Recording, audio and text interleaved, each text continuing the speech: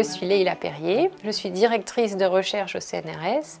Je travaille à l'Institut Curie dans l'unité de physico-chimie. Dans notre laboratoire, nous travaillons sur les cellules du sang, les globules blancs et les globules rouges, qui s'appellent les cellules hématopoïétiques. Et en particulier, on essaye de comprendre comment les cellules hématopoïétiques sont produites.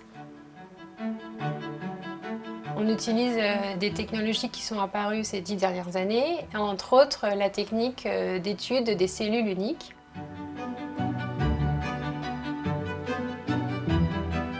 Avec ces technologies en cellules uniques, par exemple, on a démontré que les cellules souches qui sont à l'origine de la production des cellules hématopoïétiques dans la moelle osseuse ne sont pas toutes identiques. On pensait ces dernières années que la cellule souche était la cellule pluripotente qui produisait tous les types cellulaires. Et en les analysant une par une, on a montré qu'en fait, elles faisaient toutes des choses différentes. Certaines cellules produisent par exemple un certain type de globules blancs, alors qu'une autre cellule souche produit par exemple plus de globules rouges.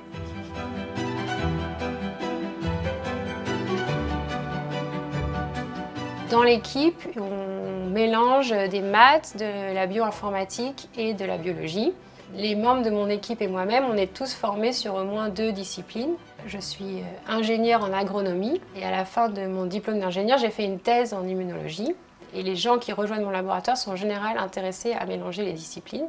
Et récemment, on s'est aussi mis à collaborer avec une philosophe des sciences, Lucie Laplane, pour enrichir les approches interdisciplinaires sur la production des cellules hématopoïétiques. On voit bien qu'il y a plein de choses à découvrir et en ce moment, on s'intéresse à la question du métabolisme, comment nos apports énergétiques ou métaboliques changent le nombre de cellules immunitaires que l'on produit ou de globules rouges.